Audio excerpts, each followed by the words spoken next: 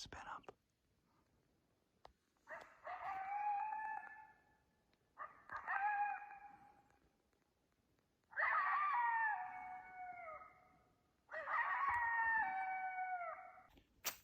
You guys losing the light real fast here. This other one's not coming in, but I'm trying to do this. But really nice coyote.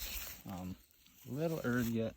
Fur buyer's telling us, you know, wait a little bit. But like I said, I was going after wolves here where I'm at. I'm shocked there's a couple coyotes here.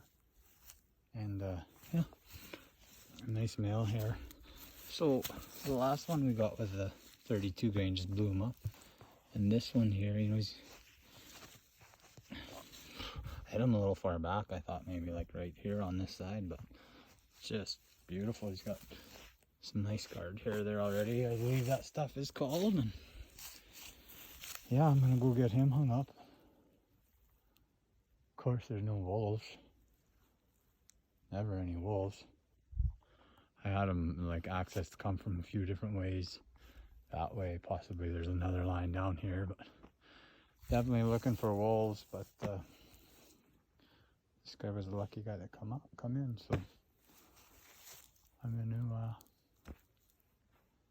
make some tracks here right away. So, but have a look at his teeth. I never do this kind of stuff here. It's definitely a healthy looking coyote. Probably the female that was challenging me in the bush there. But yeah, one of the nicest coyotes I've seen in quite a while. Small cover out in this area. You can see. So yeah, we're just running Stacy's 204 Ruger 32 grain. I'm sorry if this video becomes pixelated because I'm filming with my phone, but that's all I have with me there. So.